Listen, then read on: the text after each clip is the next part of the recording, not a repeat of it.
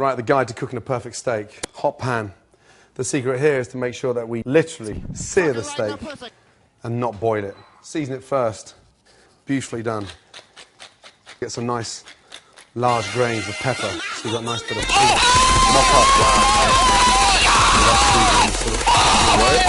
Almost important part to make sure you take the fridge. Stone cold in the centre. Round, and then just lay the steaks away, always away from them, and let the pan do the work. That's the kind of noise you want to hear in the pan every time. That nice sear. Again, pair of tongs, turn it over very carefully. Literally 30 seconds in the pan, you can see the colour. Beautiful. That layer of fat on the back of the sirloin, you want to render that down as well. That's it there. So hit that into the pan.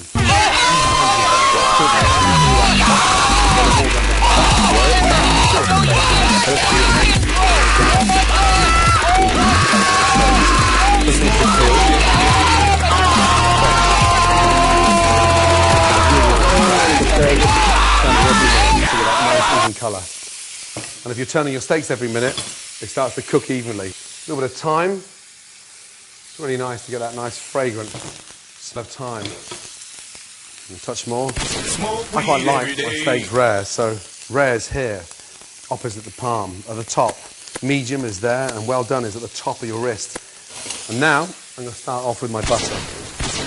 Little knobs of butter. And this is where the steak starts to take on a completely different flavour. Tilt the pan, then just baste the steaks. Fried thyme, that garlic. Nothing's burning, and that's why we started off with olive oil. Get the garlic and sort of brush the garlic over. Off with the gas. Take them out. Beautiful.